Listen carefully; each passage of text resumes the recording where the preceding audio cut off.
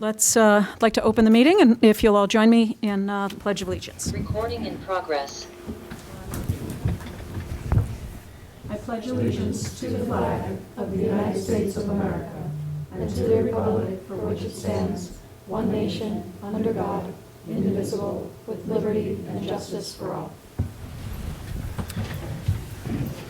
Thank you. All right, the first order of a business is approving the minutes from March 9th. You all had a chance to read the minutes? If yes, take a motion to approve the minutes. So moved. Thank you, Brent. Second? Thank you, Declan. Any questions, adjustments? Hearing none, all in favor? Aye. Aye. Thank you. Okay, next item. Oh, that'll be a motion, not a resolution. We have received a donation of $300 from Devereaux as a thank you to the police department for going above and beyond. And we, as a village board, need to accept that donation. So may I have a motion to accept the $300 donation? So moved. Oh, sorry. And where's this going? What's this for? The police or? Well, it was donated as a thank you to the police. So what I'm recommending, I apologize, I should have said so in the beginning, was to put it in the police supplies budget. Any other questions? Who are we going to count as the motion? It's his last meeting. He gets to have it. All right, Brent, and then Melcork as the second. What an honor. Thank you. All in favor? Aye. Aye. Terrific. Now, I know that we have a proposed, are you Gareth? I am. Wonderful. Would you come forward, please? We unfortunately were not able to open the letter from Don O'Shea. Okay. So perhaps I will just share with the board that this is Gareth Davies, and Gareth is being recommended by the Red Hook Public Library Board to become a trustee. And so if you would just tell us a little bit about yourself and why you're interested in being on the library board. Sure. I'm originally from Wales. I've lived in Red Hook for 30 years. Currently live in Milan. Last year I retired from the Poughkeepsie Library District. I was the development officer there for 15 years. I ran the Department of Advancement. We were responsible for fundraising and public relations, donor relations, newsletters, websites, social media, and so on. When I retired, I began using the Red Hook Library. Previously, I'd used the Poughkeepsie Library since I worked there. And I started to develop a picture of how the library ran. Took an interest in possibly volunteering. And then I saw the little marquee outside said, Trustees wanted. And so I applied and met with the board and offered my services if I can be helpful. So that's why I'm here. Wonderful. And I believe the library board has 7 board members. And I do know that one has resigned and is ending her service at the end of this month. So I believe you're replacing, Yes. You would be replacing Trish Danzig. So I would be happy to make a motion to accept the candidacy of Gareth Davies for the Red Hook Public Library. That's a good question. Of course you may, yes. Can I ask what makes the library unique? Red Hook Library unique to you? I like the fact that it plays a role in the community.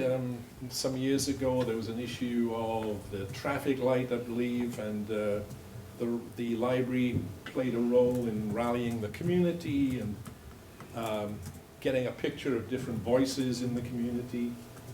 And that's where I see the future of public libraries, is as a community center and a place where different aspects of the community can come together. And so I just like that fact that it's a community institution and kind of a hub for the community. And can I also ask, the leadership is, there's a search for new leadership. Is there anything that you would prioritize in that? Well, following on what I said, I think it should be someone who is comfortable dealing with others and being active in the community. One successful program that we had in Poughkeepsie was the Big Read, which involved working with the local schools and colleges. And that was a great way of the library becoming a real part of the community. There are still some people who believe it's just a place where books are stored, and they don't realize what an active institution it is and an important democratic institution. So I think it's important for the library to be engaged in the community, and so I think the director should be someone who's comfortable doing that. Great. We did participate in the Big Read just this Yes. last. Yeah. Okay, so you're aware of that. Does Any anyone other- else have any questions? Yeah, any other questions? And I'd like to thank you for bringing up the traffic lights. So that was part of the Library Transforming Communities initiative that I happen to be involved on with the former director and the former two directors, right? And we did pose right in the middle of the four corners there for the photo, and it did work. We passed the names of the DOT out to many people and brought them together to complain about that traffic light, and it did resolve the problem. So it was a good mechanism, and it was good. So thank you again for bringing that up, and brings back some fond memories. Yes. Any other questions? Okay, so I've made a motion to accept the recommendation of Gareth Davies as trustee for the Red Hook Public Library. Is there a second? I second that. Thanks, Declan. Any other discussion? All in favor? I Aye. I'm going to abstain. Thank you. Thank you. Thank you very much. Really appreciate you coming in. Welcome. Happy to, it's our job to support you and have us all work together, because it only makes the community stronger when we work together.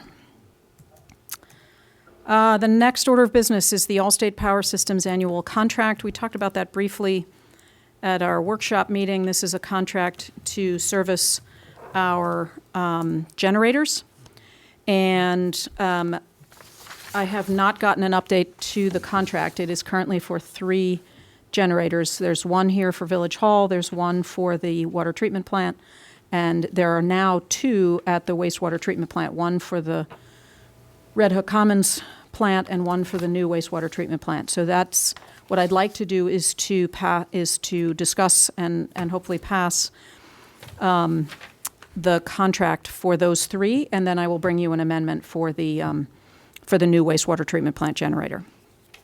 So we're just dealing with the 3 right now. Just dealing with the 3, and there's no change in price from last year's contract. And they visit twice a year to service and inspect. And on the precipice of a storm that's either going to be major or minor, it's hard to tell, but feels like an appropriate thing to have our generators ready to go. So the motion would be to authorize me to sign the Allstate Power Systems contract. And then with a following amendment. With an amendment to follow, yes. Yes, I'll second that. How about if you would make move, a how about motion. if you move that? Oh, And then we'll let, Okay, I'll second it. You move it. is that okay? I'll make the motion. There you go. I second that motion. Any discussions, any questions? I think it's great that we're doing the service contract. There was a point in time when this village had no generator at the water treatment plant, and during a storm like this, we would have had to rent one coming in. So to keep them up and running and keep the services, to provide services to our constituents is extremely important, and this is a good step. So, Thank you. It and I think the price is right. So, makes my life slightly easier. yes, it does. Any other questions, comments? All in favor? I Aye? Aye. All right. The next item is the LoSAP investment plan. So LoSAP is the length of service award program for the firefighters for the Red Hook Fire Company. And you all have in your packets an investment policy that is proposed by RBC Wealth Management. The current assets are $200,000, and the reason for this, the reason why we have $200,000 in assets is that the volunteer firemen, they earn service points over time. And so depending on how many years they have been volunteering, and they have to meet certain criteria each year to have the year count, they do receive some remuneration at the time at which they retire. And so the village funds this program, and we put in a certain amount every year. And I couldn't tell you when we started doing that. It was more than 20 years is what it says. So we've been keeping this fund, and that's part of what we do with our contract with the Red Hook Fire Company. And generally, it's a relatively conservative approach for investing, because obviously we want to make sure that the money is there. We don't want to be speculating too much on the funding. And so this investment policy gives guidelines as to what we authorize RBC to invest in and their investment approach. And we are required to look at it and approve it on a periodic basis. I'm not sure if it's every year, if it's every couple of years, but so I would like a motion to approve the investment policy that optimistically is dated April 2023. May I ask a question? Of course. Was there any feedback from the fire department about their investment program? So it's actually our responsibility to manage the investment program. To be honest, I haven't asked them. Okay. I think So if assumedly they're fine with I think 6% bonds, 40% stocks, whatever. it's they okay. would be fine so long as the funding is there when it is when Sounds it good. is time to pay out. To Okay. That's it. yeah, this covers quite a Yeah, few. Right. Okay, thank you. You bet. And actually, if you notice, it says their annual contributions of about, speaking of which, that's timely. It ends up being annual contributions in the ballpark of $8,500 each year that the village puts in. May I have a motion? I would like to make a motion to approve the LoSAP investment plan. Investment policy, thank you. Excuse me, the investment policy. Is there a second? Second. Thank you. Any further discussion, questions? All in favor? Aye. Aye. Super, thank you. Okay. The next item, Opens meeting law changed throughout COVID, and for a period of time it allowed for video conferencing meetings in total. And I think it was April last year or thereabouts, the opens meeting law reverted, but it was changed so it allows for video conferencing. However, we as a local board have to pass a local law. And the way it works is you have to have a quorum in a space where the public is allowed to come. So we could have, since we are a board of 5, we could have 3 of us here, and the other 2 could Zoom in from their homes and not be required to allow people to come into their living room and be with you. But we need to pass a local law in order to allow that to happen. So we have been fortunate enough to have Jillian here, who's our high school intern, who's been helping facilitate allowing for Zoom access to the meetings. But this is to check the box of making sure that we're doing it properly and also allow for 1 or 2 board members to participate in the board meeting, even though they wouldn't be here. But again, we would have to have a quorum here in this space. So what we need to do first is we need to set a public hearing. And so I will make a motion to set a public hearing for the video conferencing local law at our next board meeting, which is April 10th, I believe. Is that right? And so we would have a public hearing at the beginning of our board meeting. It's the second Monday of, is that right? So I am making that motion to set the public hearing for this local law. May I have a second?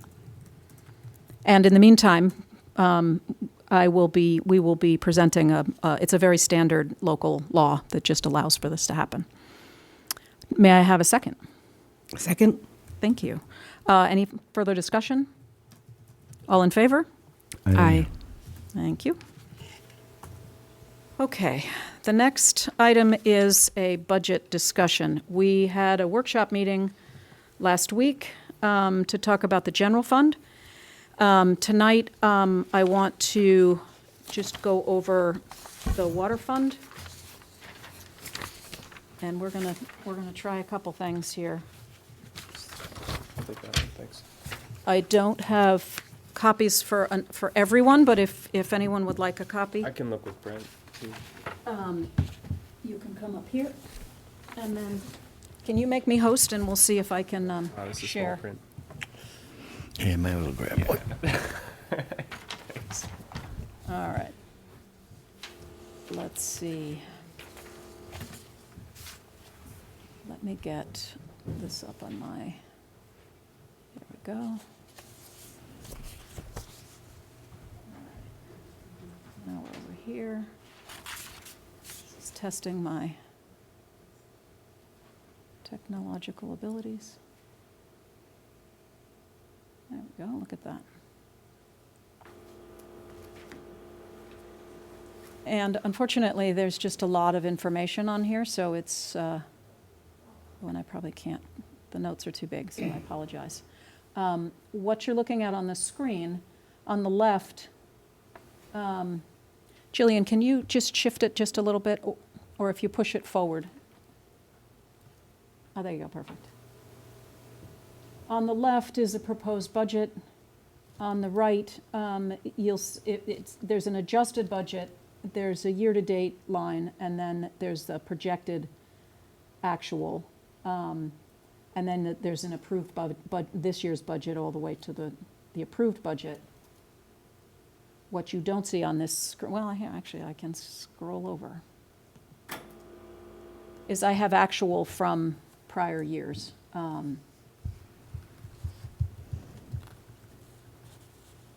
So that makes it a little complicated. But this, so we're not proposing to change the water rates.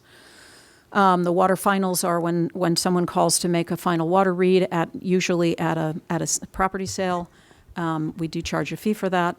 And if there's anyone who is adding a water service, that's the tapping fee. And then there are interest and penalties that we receive. Here, go ahead, take that. I've got multiples. So it's slightly higher than projected for this year. The main numbers to look at are the contract with our water administrator. I keep that the same, though that may go up a couple of percentage points. I need to confirm with our water operator. I am counting on Central Hudson not to go crazy with their numbers. Knock on wood. And then the water repairs at 80,000 is probably high, but that also we spent that about that much last year because we had a couple of major repairs that we did. And then the engineering is a contracted amount.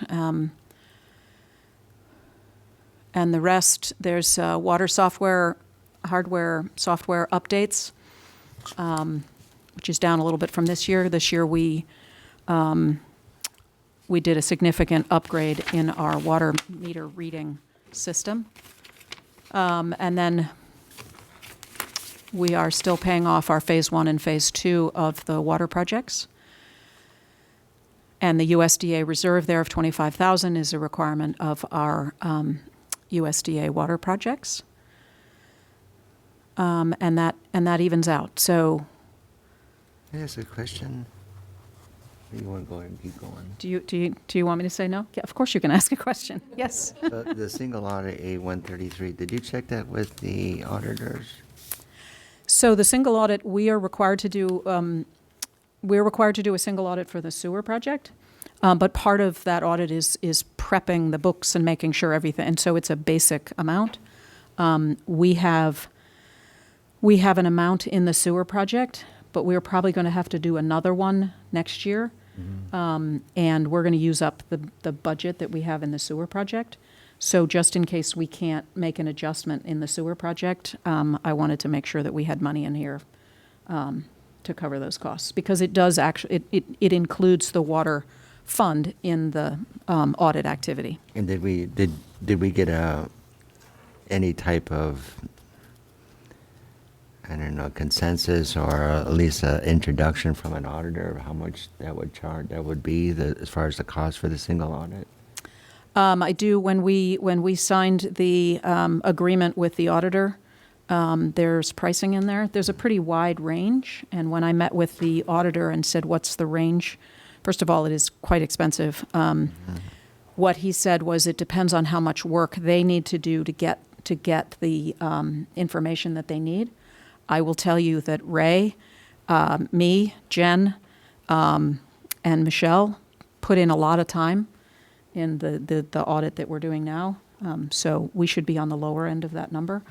To be honest, I don't remember what the number is, but in the sewer budget, the sewer construction budget, it's $23,000, and we will spend that on this year. Absolutely. So the number I heard today at the seminar was between 20 and 30.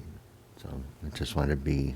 Next year's shouldn't be as high because this year, this year's audit, they were doing 21 and 22.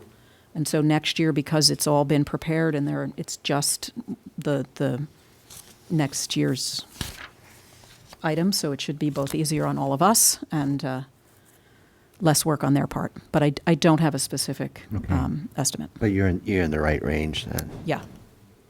Can I ask about the water purification? Sure. The actual number for 21, 22? For 21, 22, yes. So that's, which is the 21,000, 22,000? Yeah. So what happened was we were required to test quarterly. Yeah. And our water operator made a petition to the county. So he did go through with that? He did go through with Okay. that. So we are not having to Got it, okay. do the significant testing quarterly. I didn't have that update, thanks. So we just do testing once a year on the wells for PFOAs? It basically goes back to the way we did it. There was something that changed that suddenly put us in the category of every quarter. Our water operator felt very comfortable with us doing it annually and didn't feel that we needed to do it quarterly.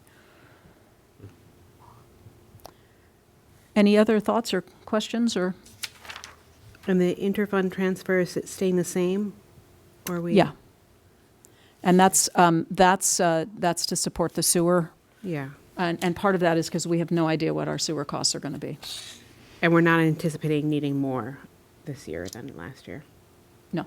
Okay. Any other questions, comments? Maybe we'll take that 12,000 and for the police and relocate that. Yeah, so at the bottom, there's the miscellaneous home and communication services. I'm not quite sure where that label comes from. That is monies that we have budgeted in the past for the police department to provide security for our water system. They do that as part of their patrol. And so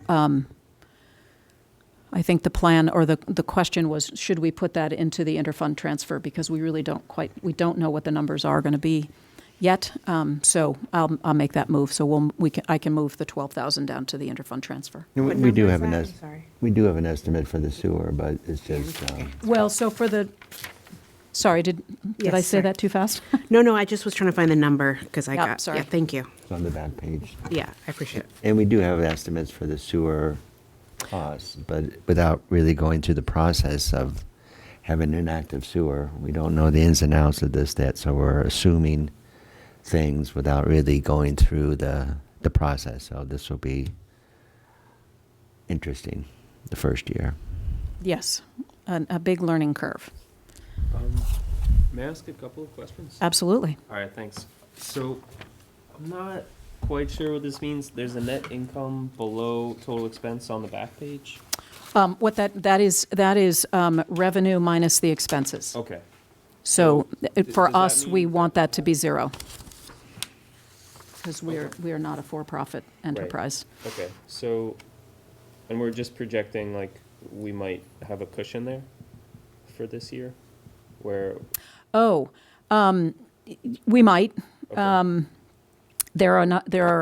I didn't do as precise a projected actual as I would like. There are a couple things I need to double check. okay, Probably the biggest one is the top line is the sales. yeah, all right. So, yeah, which is good news. We'd rather be thinking we have a little extra than that we don't. Then, yeah, sure. And then, I don't know if you would know much about this, but it looks like, so 2020, 2021, water testing was much higher. I don't know if there were any other additional expenses.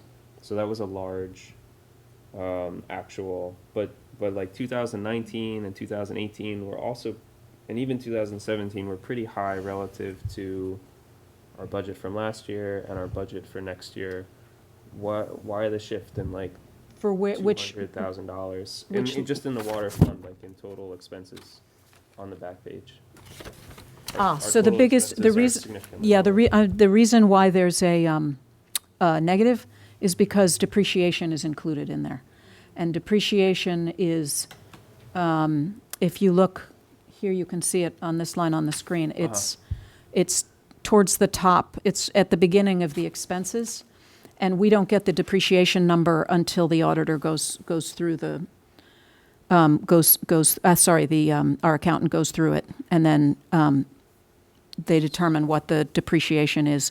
But that's not an actual cash expense, that's just reducing the value of the assets that we have. So for example, we put in new water pipes in the southwest quadrant of the village, and that was an investment of, how many millions? 4 million, 5 million? 3.5 for phase two, 5 million total that we've spent. So that would be, and so each year, the value of that goes down by a certain depreciated amount. So our expenses are lower So, because the value. It should be, because we have a brand-new system, a Oh, relatively I new mean, just system. like efficiency-wise. Yeah, It's and more efficient. less repairs and, and less leakage, less loss of water, Okay.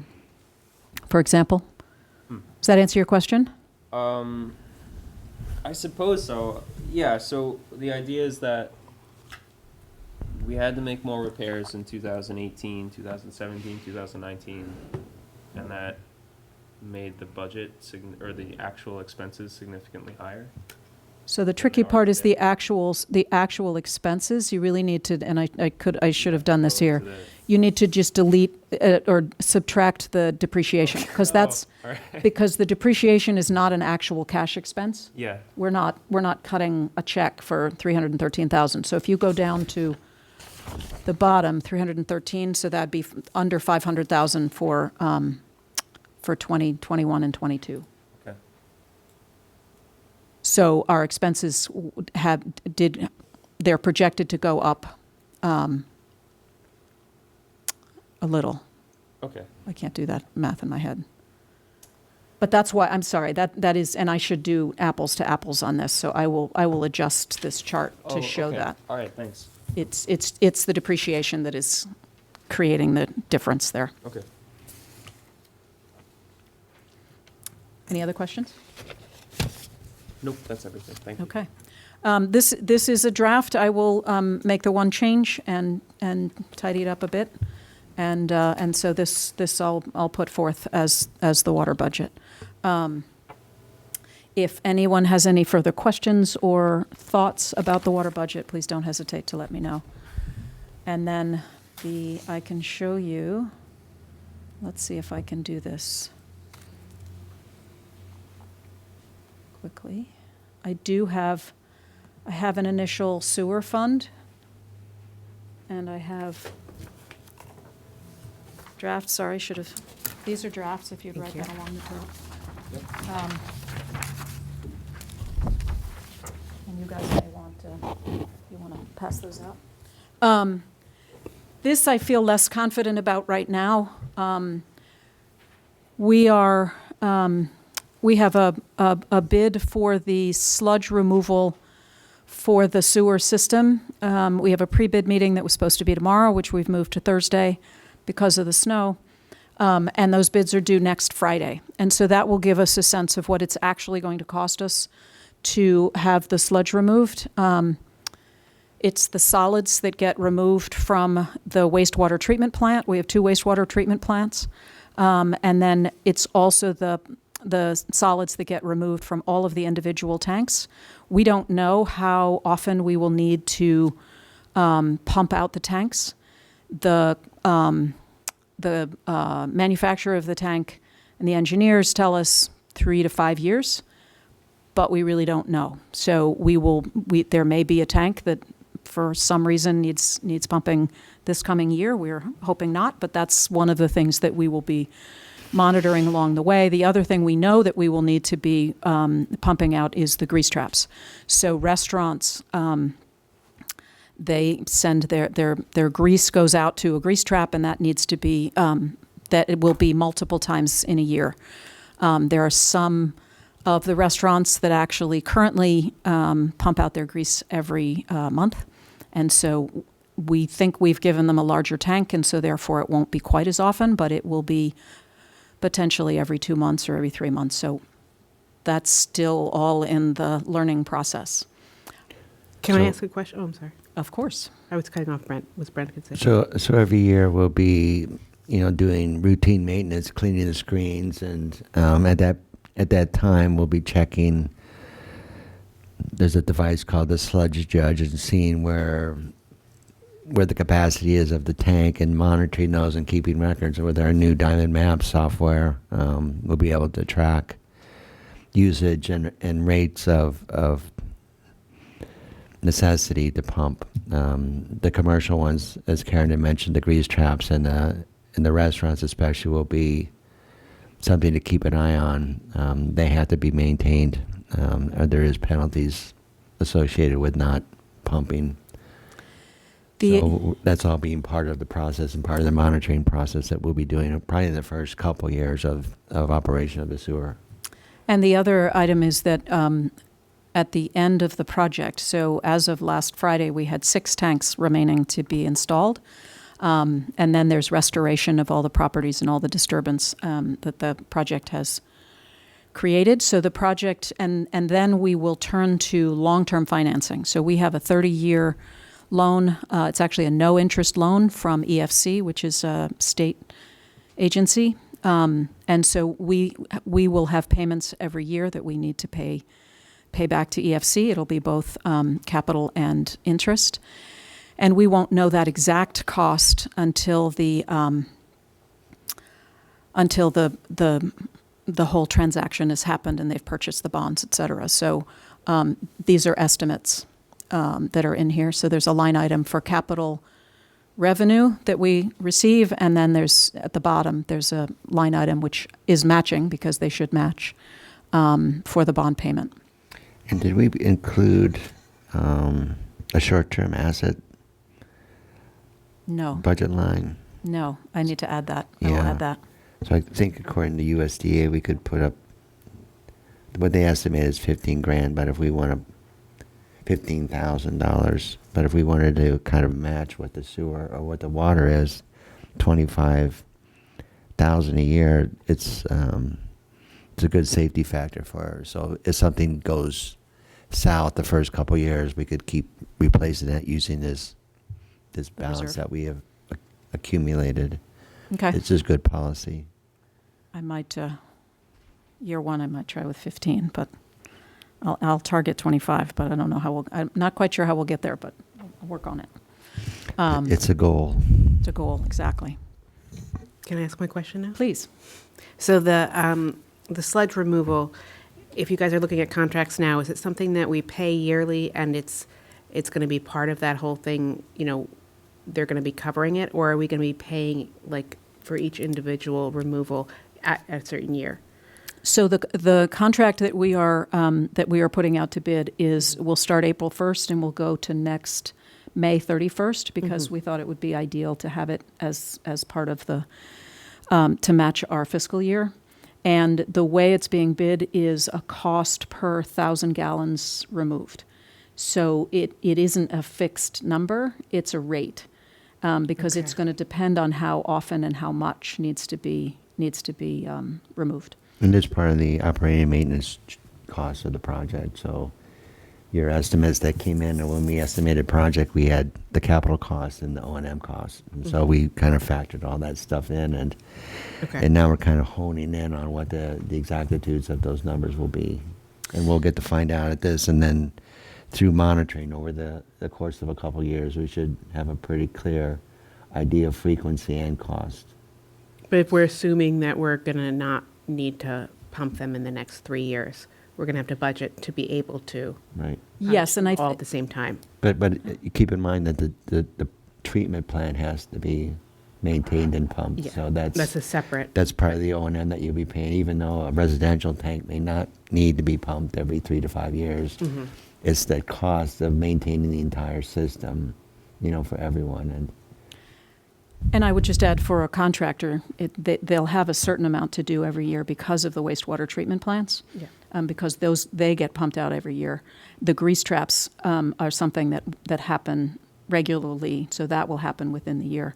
The hope is, or the expectation is, out of all the 144 tanks that we have, that they won't all be full at once. That's the purpose of the sludge judge, is to be monitoring where they're at, and to group it together so that you do a certain number of tanks that are ready to go. And So it's- the hope is, in 3 years we do a bunch, in 4 years we do another, and 5 years we do the rest, kind of thing. And of course, your higher users, when they were assessed with the benefit units, those properties usually the most water usually and typically were the restaurants. And so when they were assessed with the benefit unit that included both O&M and capital, we anticipated that their O&M costs would be higher than a residential. So they were assessed at a higher rate based on the usage of their water. So Okay. Any other questions, comments? And so just as a reminder of what the process is, I'll take your input. I will put together and I'll take the input from last week's general fund discussion and put together a proposed budget that we'll review at the workshop on the 23rd. And then we will have a public hearing where we will present a proposed budget where the public will be able to make comments and ask questions. And then we will approve a budget for next year.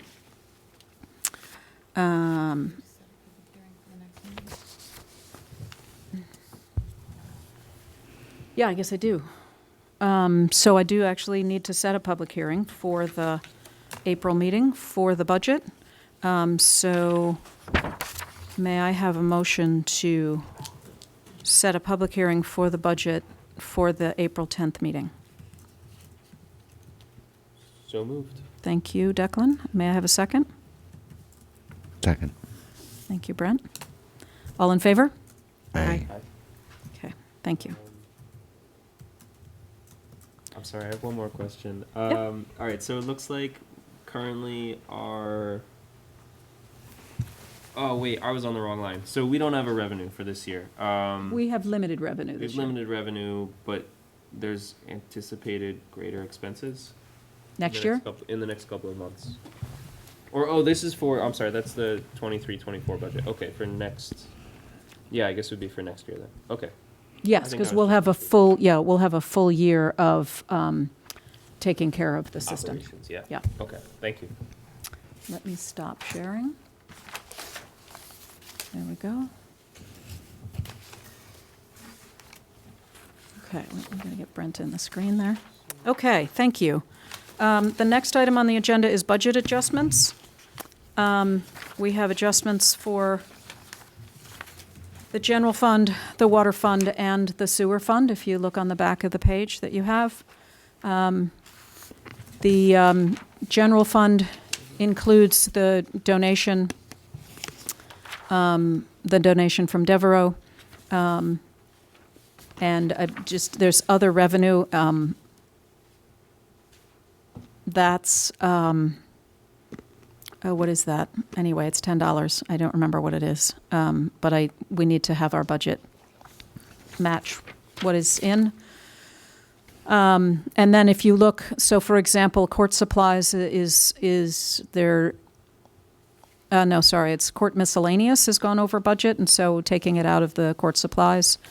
Police vehicle repairs, we've had some significant repairs to two of our police vehicles, and the police software isn't going to cost as much. And the traffic control, we have not yet hired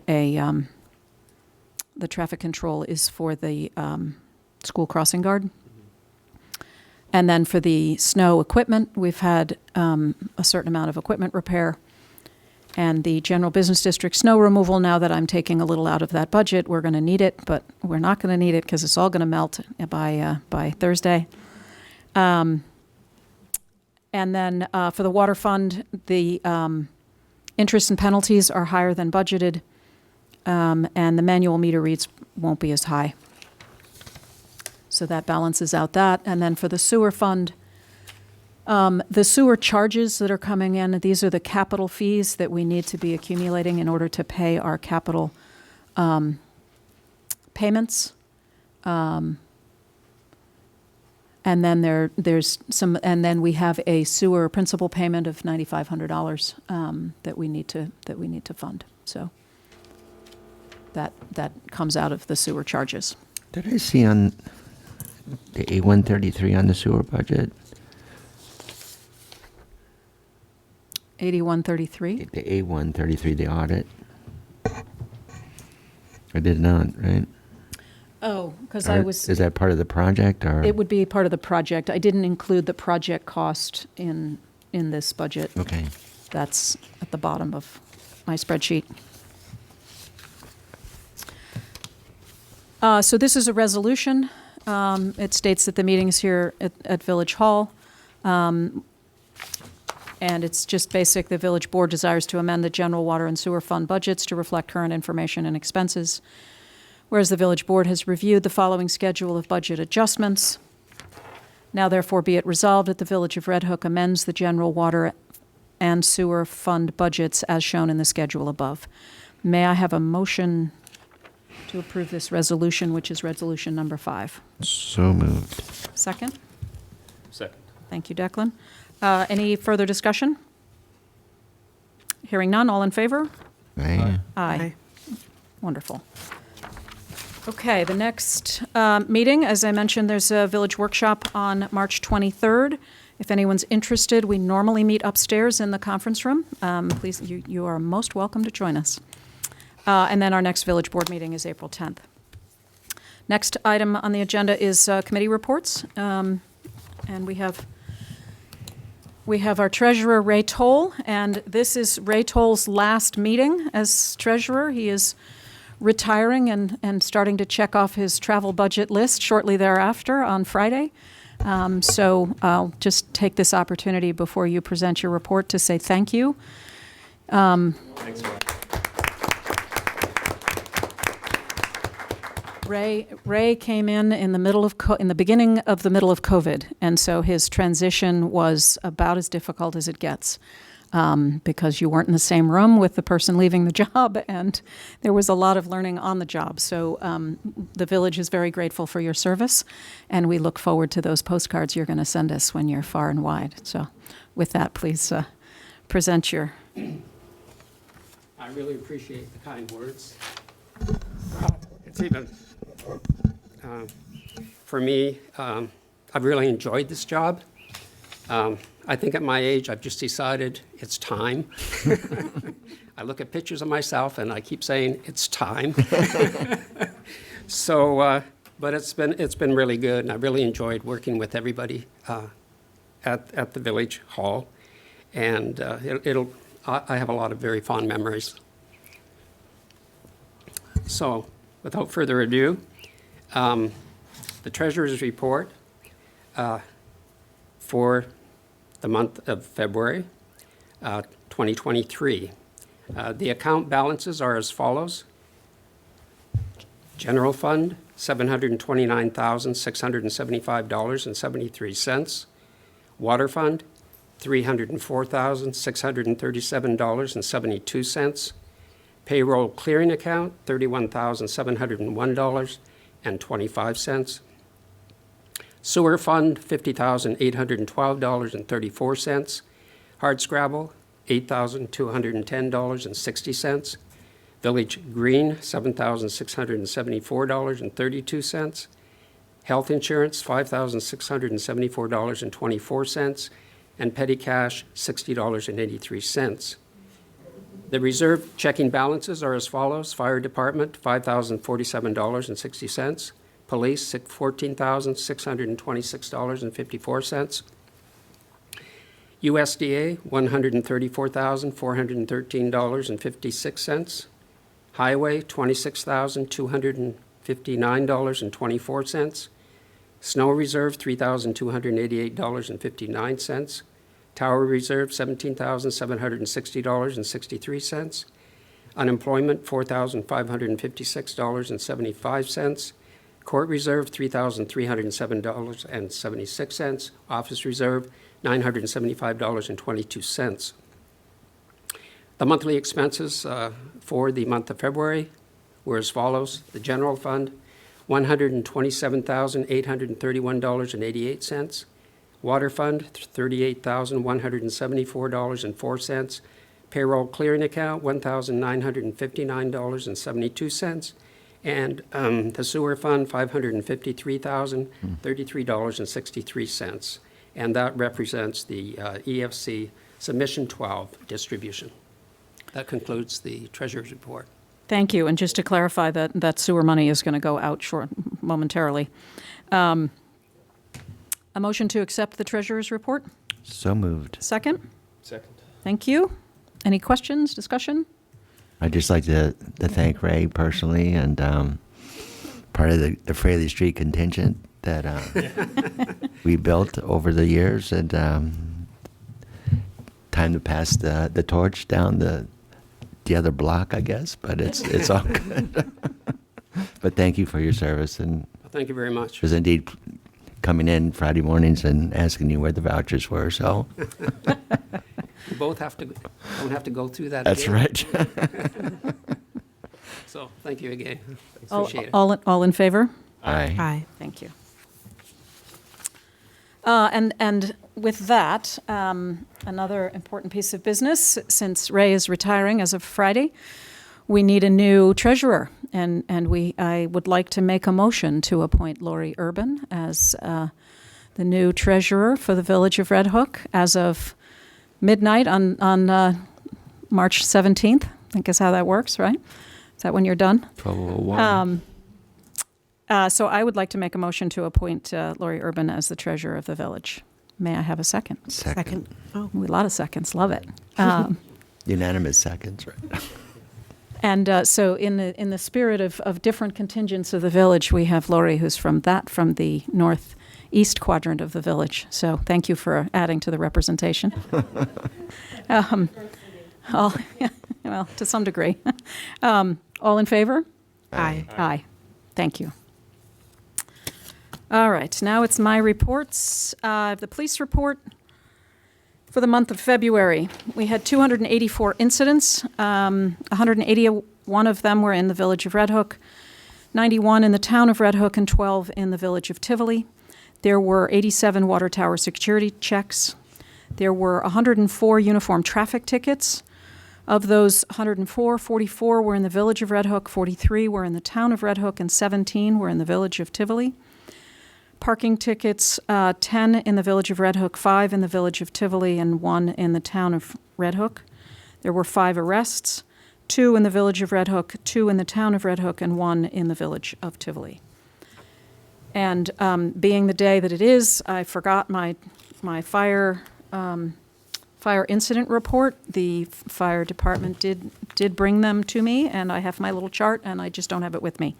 The majority of the fire calls are EMS medical related. It's somewhere between 60 and 70% of the calls.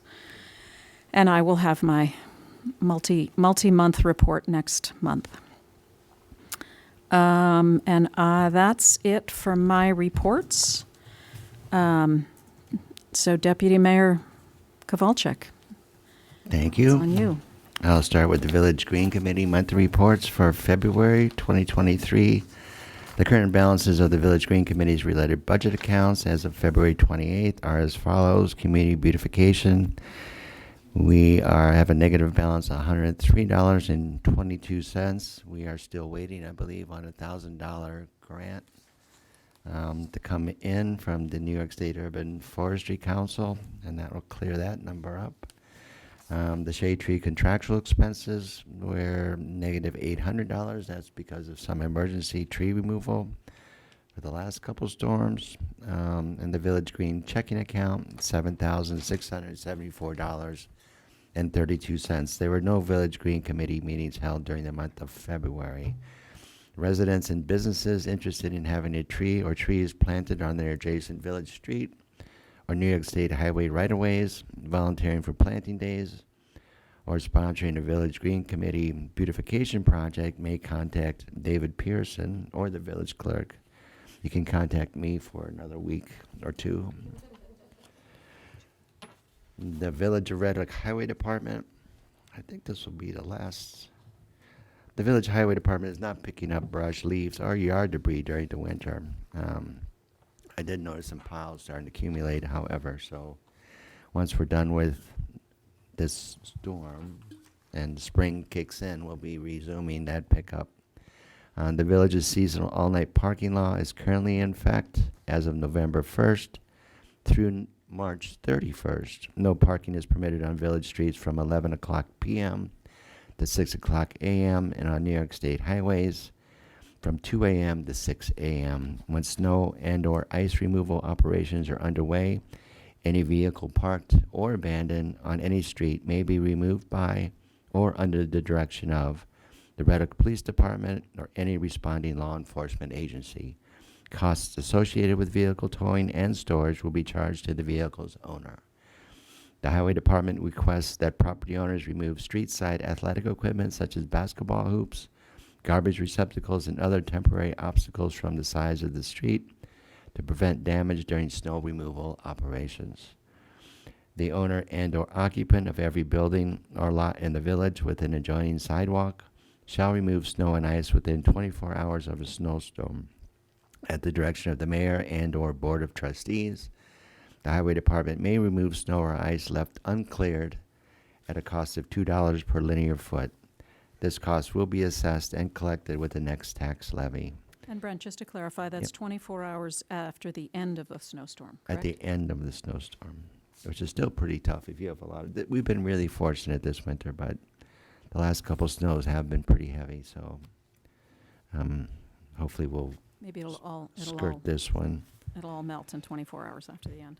The revenue from sales scrap metal was received on February 11th of 2023 in the amount of $576. Total revenue generated from the sale of scrap metal in fiscal year 2022-2023 is $3,291.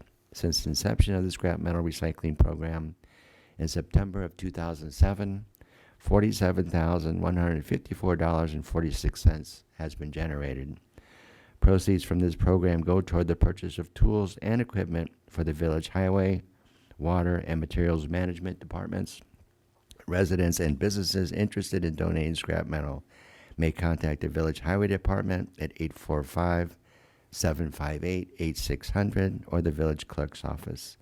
And the highway department personnel will assist property owners by picking up scrap metal upon request. The Intermunicipal Task Force and Red Hook Infrastructure Monthly Report. I'll start with the Red Hook Sewer Project. Meetings were held on February 10th and 24th in the Red Hook Village Building. This will all be, it's quite detailed, so this is all online. Will be after this meeting. And just to go through, I think some of the latest, this is as from our February 24th meeting. Task completed since February 10th, and we're above this now, but 129 tanks in total have been installed, 117 septic tanks, and 12 grease traps have been installed. 22 tanks, which includes 16 septic and 6 grease traps, remain to be installed. I think we're down to 6 now. Substantial completion is anticipated by March 15th, but I think we're going to probably need to extend that to the end of March. 2 properties on South Broadway are being evaluated to determine best locations and procedure to install tanks. And we have a lot of other stuff. Pay apps have been taken care of. We looked at erosion and sediment control, which we have no issues with at this point. Site safety, no issues reported. And I just want to acknowledge the appropriateness of being substantially complete prior to your departure from the board, since you have worked probably feels like 100 years on this project. So thank you. congratulations and a huge thank you to you for getting us to this point. Thank you, and I hope you all enjoy it.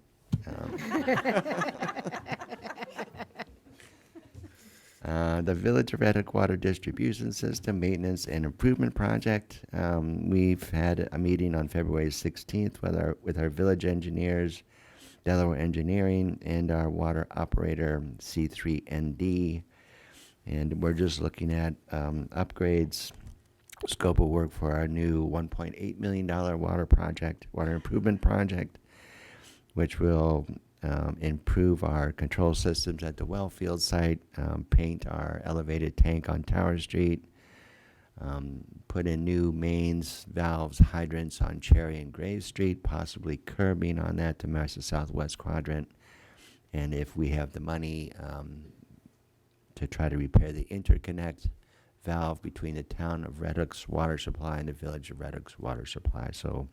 And just to clarify, in case you all got excited with the painting of the water tower, it's the inside of the tower. We are not painting the outside. No new colors or anything. There were no meetings of the Intermunicipal Task Force. Some of the committees in the town that I am involved with, the Town of Red Hook Zoning Review Committee did not meet. The Community Preservation Fund Advisory Board met on February 16th in the Red Hook Town Hall to review the application of the Red Hook Town funding from the RTC Farm Lane, locally known as Cookingham Farm, east of Route 9. We reviewed aerial photographs, agricultural soils on the subject property, and the CPF, which is the Community Preservation Fund, project plan, parcel listing. 9 parcels are noted in the application. 3 of the 4 larger parcels are located in the village of Red Hook and listed in the CPF project plan. All the parcels right now are currently in the New York State Ag Business District 20 and are governed by the New York State Ag and Markets laws. There's one parcel in the town of Red Hook that was actually listed number 1 in Group 1 of the Community Preservation Fund project plan with the highest conservation score. Discussions included issues for the village, including the potential for future growth and the value of the gateway. The advisory board encourages the town and the village boards to collaborate on a plan that fosters appropriate growth on the land adjacent to the village and not included in the conservation easement. The approximate cost to fund the conservation easement only, not purchase the land, is approximately $900,000, which will come from the Community Preservation Fund. The current balance of the Community Preservation Fund as of February 28th is $3,544,407.60. The Sawkill Watershed Community, there were no meetings held during the month of February, nor were there any meetings of the Northern Dutchess Alliance Executive Committee or the Village of Red Hook Zoning Review Committee. The Village of Red Hook Public Spaces Initiative, both Declan and I are co-liaisons of that.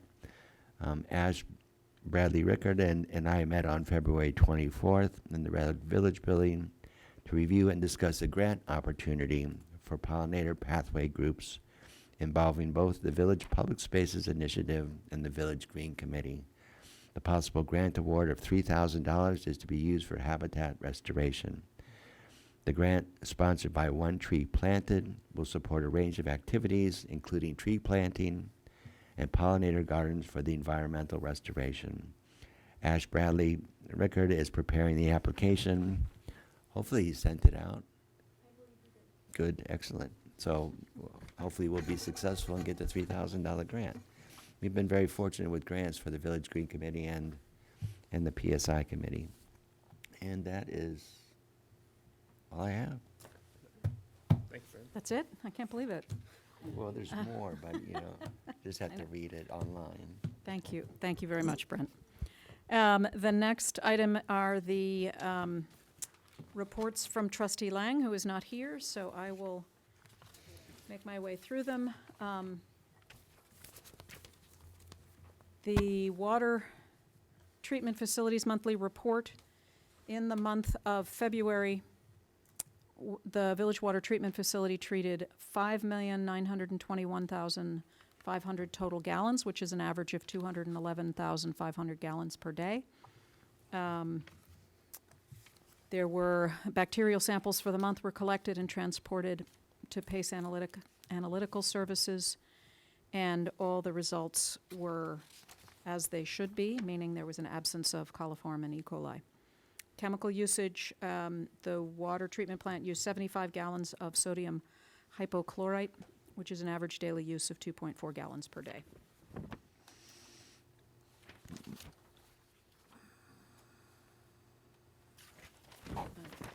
And then we will move to the materials management report.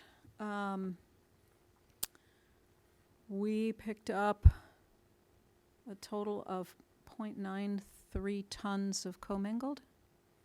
Is that what I'm supposed to read? Yeah. Cardboard, 0.49 tons. Paper, 0.95. Total recycling of 2.37 tons. We picked up 7.36 tons of garbage. And where are we in February? February, we did not have any contaminated recycling, so that's a... Oh, we did, sorry, I spoke too soon. Last February, we did not. So yes, we had a small amount of contaminated recycling. We do have, for anyone who uses the recycling services of the village, we have a chart that on the one side is the schedule of when the recycling is picked up, and the other side is actually a pretty detailed list of what is recyclable and what isn't. Since you're here in Village Hall, if it's any of you, there's some on the way out if you go out that way. It's also on the website, and I know that the Highway Department also works hard to pull out things that they know are not acceptable. But that's how we end up with contaminated recycling, which is our goal is to have zero. But the total costs for the month of February were $892.96. And we sold $1,743 in tags. So an excellent service. Encourage anyone who lives in the village to take advantage. All right, with that, we're on to Trustee Carvel. Okay, it's long this month, so I'm sorry. The Red Hook Together met over Zoom on Wednesday 1st at noon. The topic was affordable housing, and there was a presentation made by the City of Kingston's Director of Housing Initiatives and BART alum, Bartek Starjoy. forget how we pronounce his name, sorry, on various ways that Kingston Dodge. is working to address housing issues in Kingston. The Red Hook Town Economic Development Committee. Bi-weekly meetings have been taking place at Village Hall on alternating Wednesdays at 8:40 a.m. The EDC is looking forward to having Melanie Rotkamp, President of Dutchess County Tourism, do a presentation at the March 22nd meeting. Anyone interested in attending that presentation is welcome to join. The Village of Red Hook Communications Committee. The Communications Committee meets every first Wednesday of the month at 1:30 p.m. in the Village Hall conference room. Our meeting this month was another work session where we discussed progress on village communications such as the village newsletter, recycling calendar, and how to best communicate a proposed public event permit process. Village of Red Hook Hardscrabble and Events Committee. The Events Committee meeting did not hold, we did not hold a meeting in February. The next meeting will be on March 20th at 6 p.m. at Village Hall. Please mark your calendars for Hardscrabble on September 23rd, 2023, as well as upcoming Neighbors Night scheduled for Friday, May 19th, Friday, July 14th, and Friday, September 22nd. The Village of Red Hook Human Relations Committee. The Human Relations Committee meets every first Thursday of the month at 7 p.m. in the Village Hall conference room. This month's meeting has been postponed till March 15th, 2023 at 7 p.m. in the Village Hall conference room. The Red Hook Public Library Report. The RHPL Board has public meetings on the third Thursday of each month, and the next meeting is on Thursday, March 16th, 2023 at 6:30 p.m. in the community room on the third floor. As promised, I've prepared an update on the search for library director. The former director resigned in early October 2022, effective February 28th, giving the library board 5 months to hire a replacement. On January 3rd, 2023, the board posted a job opening for Library Director 1, a position with specific requirements per Dutchess County Civil Service.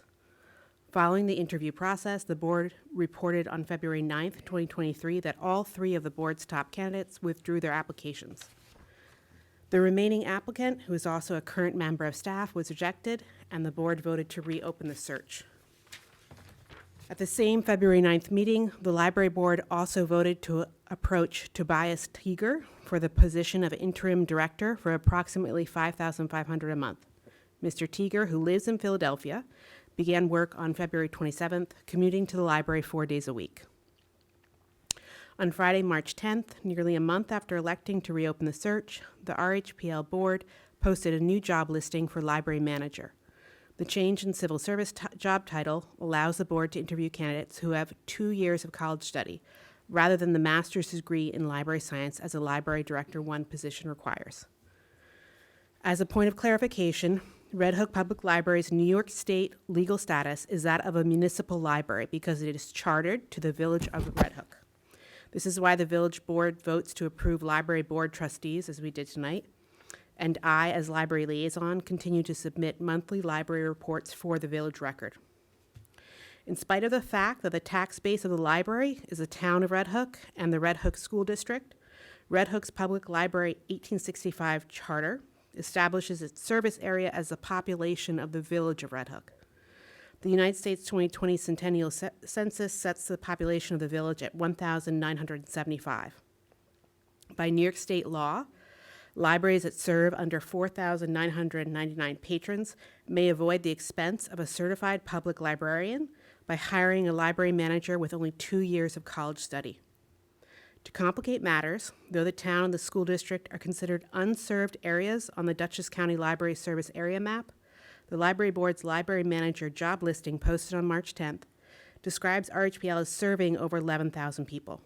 By the same New York State law, as referenced above, a public library with a service area of that population size, well over 7,500 threshold, must hire a library director who has a master's in library and information science and is a certified public librarian. As Village of Red Hook Library Liaison, I will continue to update the board and the public on further developments. Thank you. Thank you.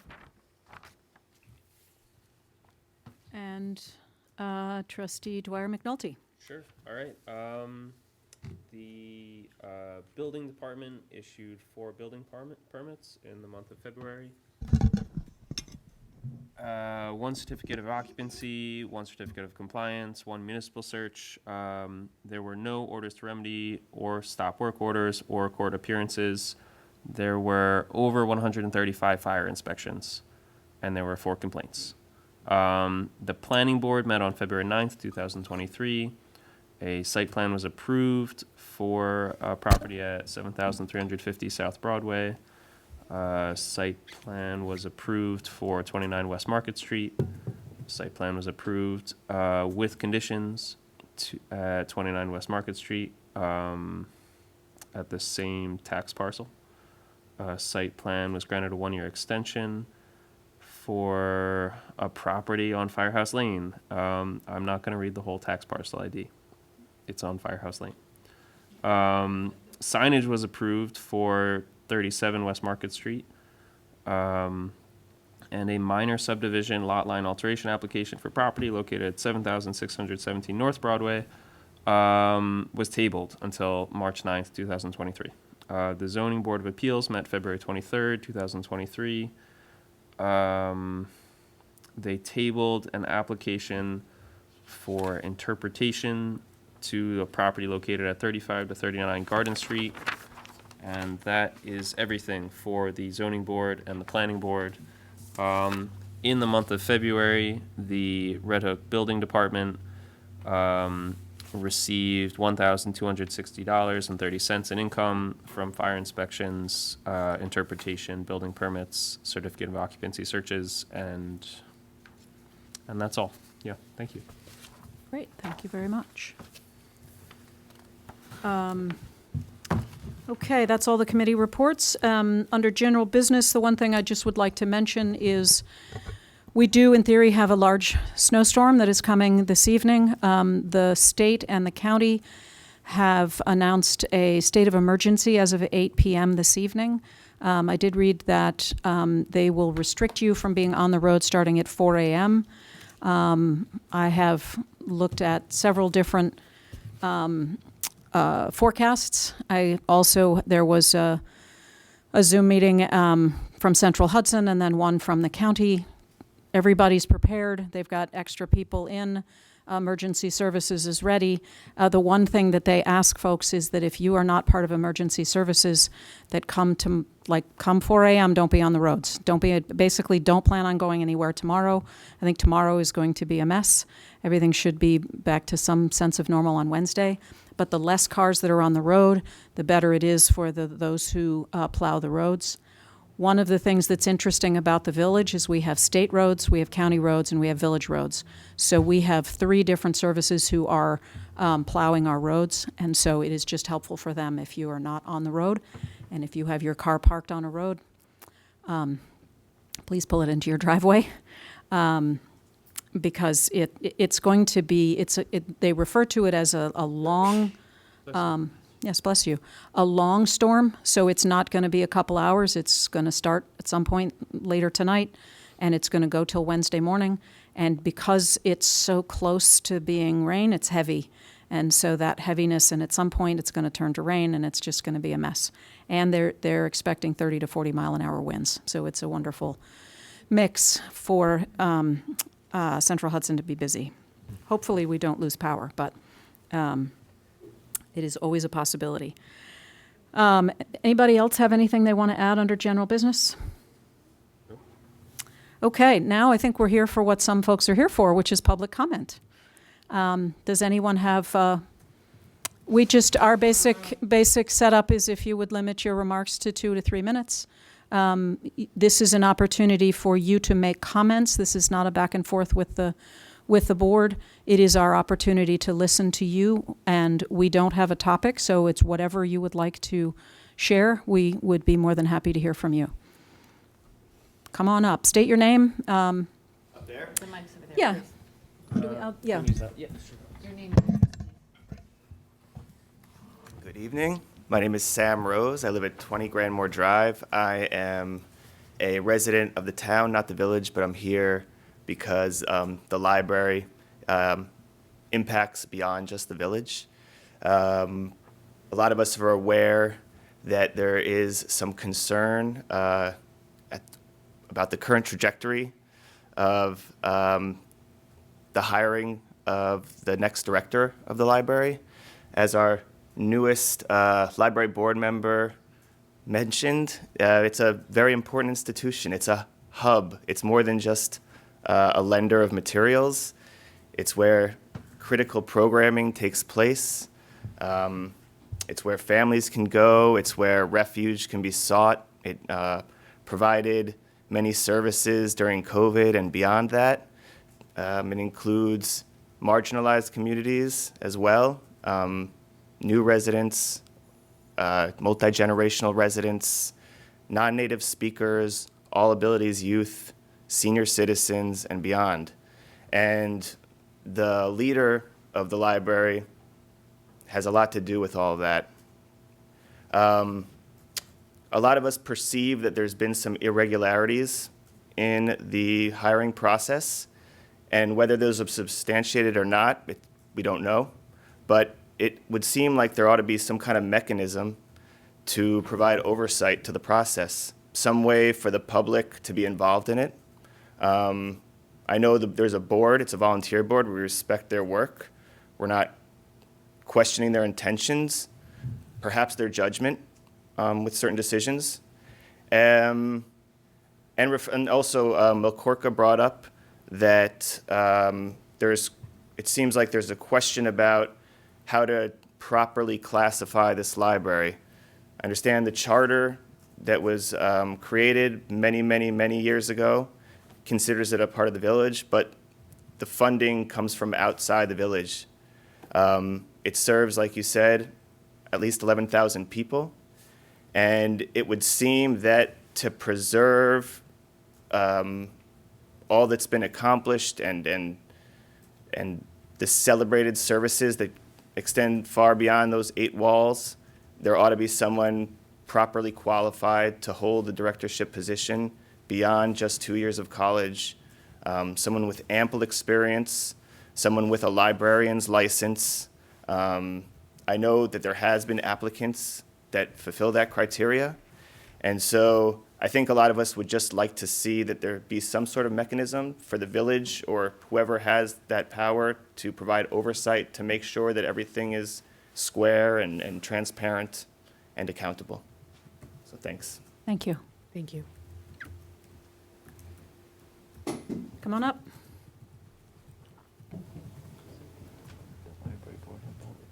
Hi, my name is Marta Tepepa. I live in the town of Red Hook. Could you spell your name, please? T as in Thomas, E as in elephant, P as in Peter, E as in elephant, P as in Peter, A as in apple. Is that, Okay, is that your first name or your last name? no, that's my last Last name. name. Your first Thank Yeah, you. Martha. Thank you. Okay, And your address, I'm sorry. it's okay. 100 Manor Road in the town of Red Hook. Thank you. I'm here also to comment, to offer my comment and my point of view. I do not representing all of the people that look like me, but I think I have a very good idea of what my community has received so far from the public library. A lot of us are from another country, and when we arrived to this town and village, at the beginning we were not very welcome. I think the library has done an exemplary, excellent job on communicating and establishing this link between people that are recent arrivals into this area, that they're probably not speak English, but the library has created these programs that have put together all of these, I don't know if it's solidarity, but it has created something really strong. There is a really strong nexus that I see between the people that work in the library, the staff that works at the library, and the incredible work that they do, not only with people that look like me, Latinx, Asians, even Europeans, but also with the all abilities kids. I've seen it. I've been part of many initiatives that the program director at the library has created, and I would really, really make me very sad to see that that an integral part of this library to crumble, because you don't have someone that is so immersed in this community. The staff that you have at the library right now knows the community. And another thing is that the people that use this library trust them. We know that it's a safe place for us. We know that our kids are safe there. And it would be amazing to have someone that has been there already, and not, someone that doesn't really have this nexus and these strong links to our communities. So, thank you. Thank you. Thank you. Yeah, please.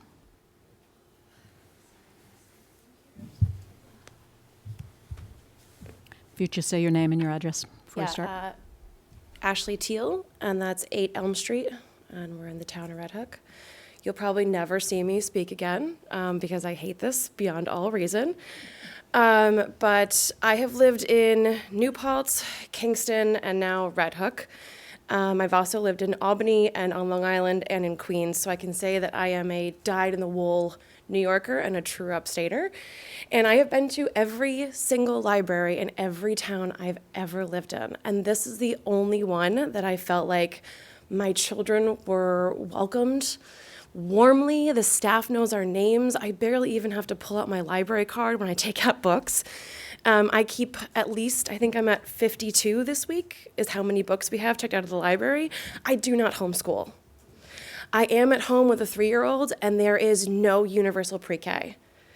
I made the move to Red Hook knowing the fact that my youngest would not have universal pre-K when my oldest did. So it was a big sacrifice for us to make, but we are absolutely obsessed with the community of Red Hook, and I love it here so much. And the idea that the programming that we use might be cut because someone's coming in who doesn't understand our needs is, I have a lot of bad words that I would normally say, and I'm going to avoid those right now. So that's all I, Thank you. yeah. One last thing. So we go to every single club. We go to all the story times, which there's now 2, because there are so many kids that we can't fit everybody in one room for story time. And there's no pre-K, there's nothing in the area. We rely on this. And we go to the other story times, and they are terrible. And it's a wonderful library. And you know what? I will come to all of these meetings despite the fact that I hate them, because somebody's got to fight the fight. And I'll use all appropriate language. Thank you very much. Thank you. Thank you. Anybody else? Come on up. Yep. You first and then you. Hi, my name's Frank Migliorelli. I guess I live out of the village, but I'm allowed to talk, right? Absolutely. Thank you. What's your name again? Frank Migliorelli. Actually, I just want to address 2 points. And I do, one of the things about the library, and I think Martha, he was talking about solidarity, but what it really is, it's a community hub. And I think that's important as the village and the town or whoever, as we look towards this transition in the library. I think we need to respect the charter, and we respect what the library stands for, but we also have to look at what the library has to develop into and continue to change as an innovative community hub, because that's what libraries have become. I worked for the New York Public Library for a couple of years, and I think I understand neighborhoods, I understand community, and I've seen public libraries transition. And that's real important to understand. I think you're right. I think the diversity and the changes that have come to this town, to this village in the past 10 years has been pretty earth-shaking if you look at it for the size of this community. So as we look at this transition for the library, we need to think about the needs of the community, and we need to think about it in an innovative way, okay? And I truly do believe that. My second point, real quick, was I heard that Cookingham was mentioned. That's an actual interesting opportunity for Red Hook also, not to protect farmland. I mean, my family's been involved in farming here for years. and that's very important to me and to my family. And my wife and I now are living on a farm out on Budds Corners Road. But, you know, one of the things I've learned over the past 50 years of owning farmland here as a family in Red Hook is that farming's changing. And there are a lot of young farmers who don't have access to land. They don't have access to these big farms. They can't afford them. And the farming model in a local level is changing. And before we rush into an easement on Cookingham that protects these large swaths of land and closes off opportunity for housing, I challenge this board, and I challenge the town board too, to look at things like Eco Village up in Ithaca, to look at models of like micro farming and cooperative farming between multiple farmers, to share and own land, and to give an opportunity for a different type of agri-economic development that could totally put Red Hook on the map as an innovative village, town, and agricultural center. So think innovative on the library, think innovative on the agriculture. Thank you. All right. Thank you. Thank you. Come on up.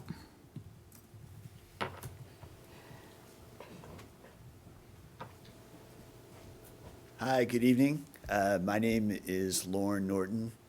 I am a resident of the town of Red Hook, 556 Route 199. And I came to listen and speak with respect to the library. My family, we've now lived in the town for approximately a year and a half, been in the area now for 2.5 years, and really appreciate so many wonderful opportunities to embrace and be part of community here. And sometimes that's difficult to find the sweet spot, the right kind of energy and synergy. And I just wanted to comment on the Ofrenda project, which was really the first time my family was able to really be involved in something far larger than what we're able to produce or create.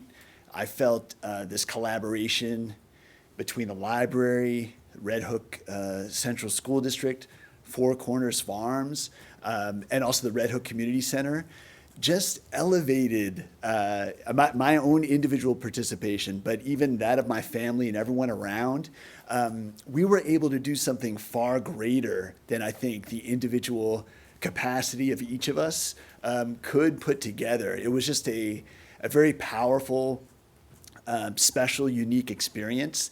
And it's the kind of energy that my family is naturally drawn to. So I just wanted to speak to that and also to say, you know, kind of in learning what's transpired with the library, for my family, I know Amy represents the library. So of course, I appreciate that there's a board and an entire leadership and in terms of the functionality of the library and where it's headed. But we just have been concerned and want that kind of energy and sort of strength and everyone coming together to continue with the library to represent sort of what it's become for my family. So thank you. Thank you. Thank you. Anybody else? Yeah, come on up.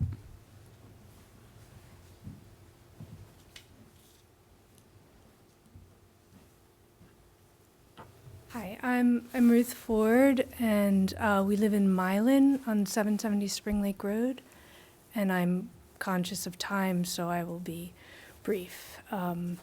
I've also been on board, so I just want to say thank you for the hard work. And I know it's not easy to be on a board and make decisions, and sometimes make decisions that not everyone loves. I will say this: we came up for many years before we moved up permanently in July of 2019. I was a reporter in New York City for many years. I covered healthcare and education.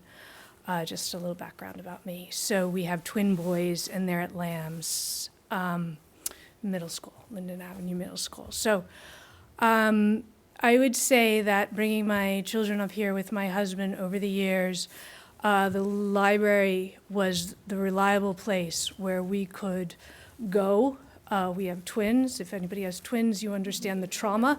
You could bring them, and there were just, not just things to do, but just the setup was, and I believe continues to be, so sort of child-centered and child-friendly. And what was so interesting to me was, while I was there, I met a woman who was homeschooling her children, and she looked like she regretted it, and she had a number of children, and she would take them to the library, and they would be on the computers doing things that were age appropriate, and one of the children was reading This Boy's Life magazine online. I thought This Boy's Life ended in like the 1950s, that there were things that were found for the children at all these different ages. And so I think it's important to remember that even if we disagree with people, it's important to value valuable people. Because if we do not show valuable people that we value them, the wonderful things that they do sometimes move on and go with them. And I feel that the Red Hook Library, I had some concerns when we moved up here in July of 2019, because I was a little like, oh no, what do I do? The Red Hook Library has consistently been, in my experience, the most forward-looking. Here's the place where you can find your answer, from a free COVID test to, my son was assigned a book for reading and I don't want this topic introduced to him in this fashion. Could you tell me how to do this? And a list as long as my arm of books to introduce. And so I would just say that there needs to be real thought about who has the credentials and who is here and steeped in the life of the village and the towns around. So anyway, thank you so much. Thank you. Anyone else? Okay, I think that's. Does anyone online want to say anything? Oh, sorry. We have quite a few people online. Point. Oops.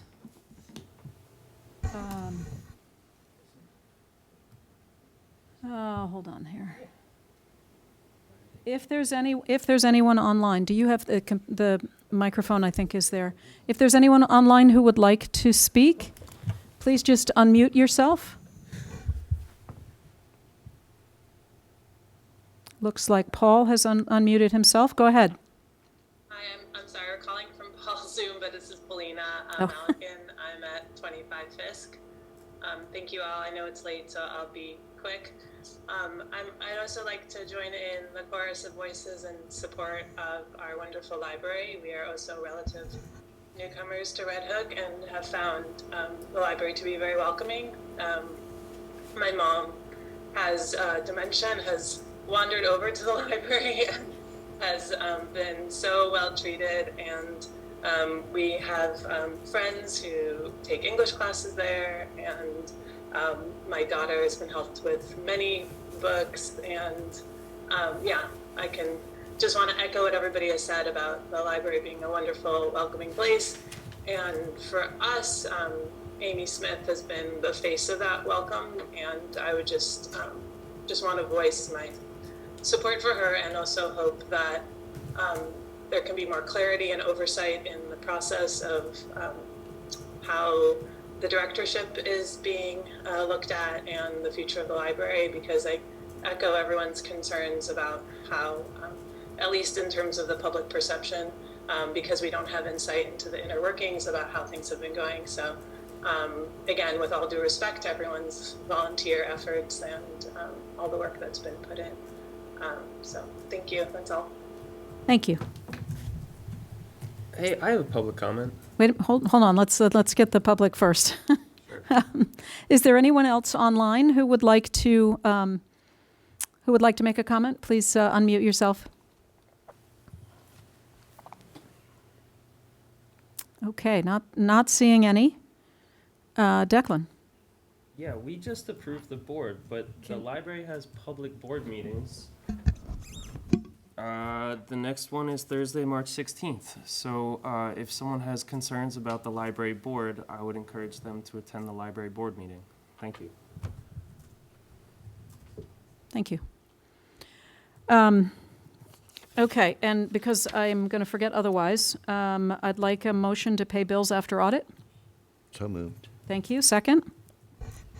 Did we close public comment? Oh, I guess I didn't formally close public comment. I was planning to, I don't see anyone else. Oh, yeah, usually we formally Sorry, close I'm it. formally It's okay. closing public comment. Don't need to. Thank you for coming. Yeah, thank you. Formally closed public comment.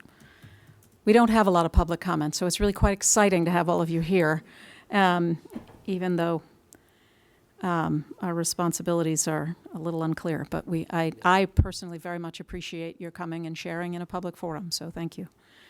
And you got to learn a little bit about the operations of the village. There we go. Motion to pay bills after audit. Second. So moved. I second that. Thank you. All in favor? Aye. Okay, I have another important thing that needs to happen. So we have Ray, who is retiring on Friday. We have Declan, who joined the board a year ago to fill the remaining term that started out, I think, as Jay Trapp and then became Will Noonan, and it's Declan who's bringing it to the end. Bringing it home.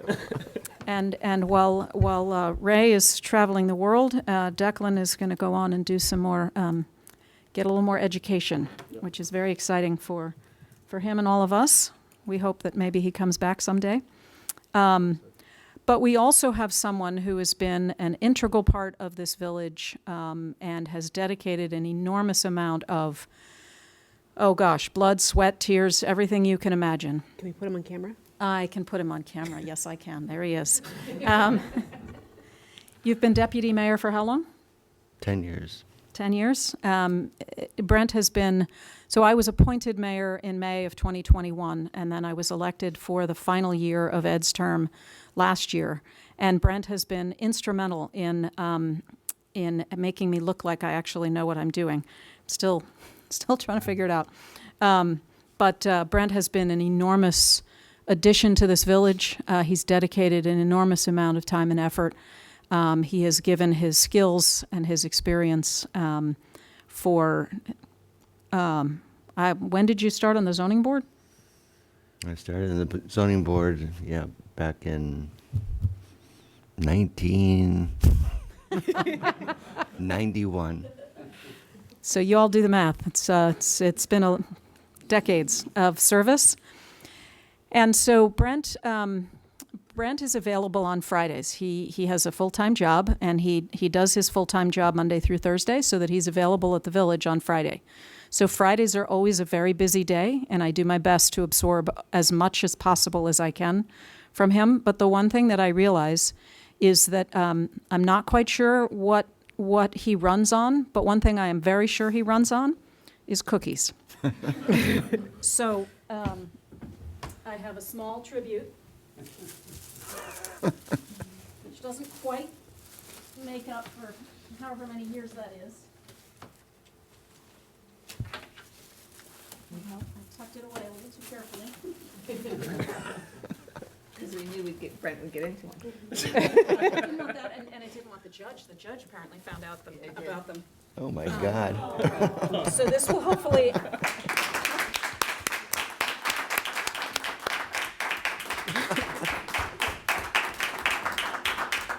Brent is not fantastic. picky, so he has a whole variety of cookies. And thank so you, just thank a small thank you. Hopefully that'll last you for a couple more Fridays. A couple more weeks, but I want to thank you very much for the cookies, of course, and but to Red Hook as well. I mean, you've been very generous with your just putting up with my efforts and work, but your support has been invaluable, and I love going on the streets, talking to people, and just finding out what's going on, the buzz, the businesses, just the people. Very hard to mow my lawn because people stop by and talk to me, but that's all part of the job. And it's truly been an honor and a privilege to serve you all. And 30 years went by like that, and I'll still be around. So We know. I know how to reach you. and look forward to working with the village in other capacities in the future. So again, thank you for allowing me to serve this wonderful village in the capacity that I can. So thank you again. And yes, absolutely.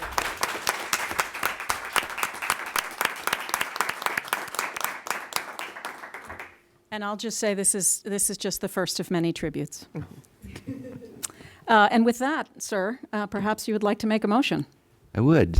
For my last time, I was given this opportunity to adjourn the meetings. I was working in New York City for about 30 years as well, but putting only 3 days a week in, but putting my 40 hours in those 3 days so I can come back and serve the village.